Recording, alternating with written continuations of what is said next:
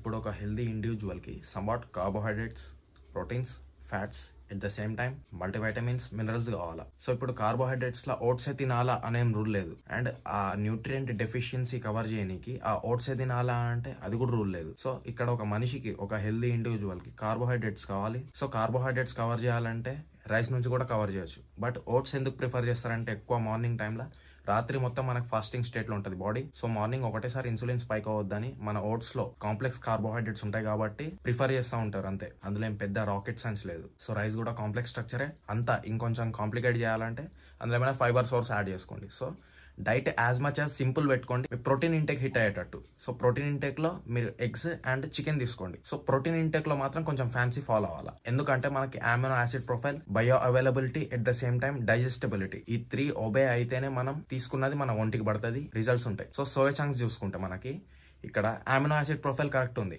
But digestibility కూడా కొంచెం problem ఉంటుంది, బయో అవైలబిలిటీ కూడా కొంచెం ప్రాబ్లం ఉంటాయి. ఎట్ ద సేమ్ టైం అందులో కొంచెం ఈస్ట్రోజన్ ఉంటుంది. ఈస్ట్రోజన్ తో అంత ప్రాబ్లం ఉండదు, బట్ మీరు డైట్ లో ప్రోటీన్ ఇంటెక్ కాడ కాంప్లికేట్ చేయండి. హెల్దీ ఫ్యాట్స్ నుంచి ఘీ అది మొత్తం తీసుకోండి. అండ్ మైక్రో న్యూట్రియన్స్ కాడ ఒక మల్టీవైటమిన్ గోల్ వేసుకోండి. That simple.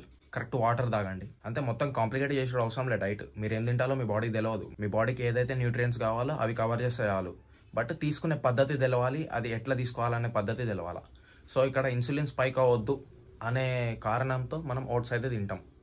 అది ముచ్చట. ఇన్సులిన్ స్పైక్ అవ్వకుండా మెల్లగా మనం ఫైబర్ తీసుకుంటా మనం మంచిగా డైట్ ఫాలో అయితే వెల్ అండ్ గుడ్. అది ముచ్చట.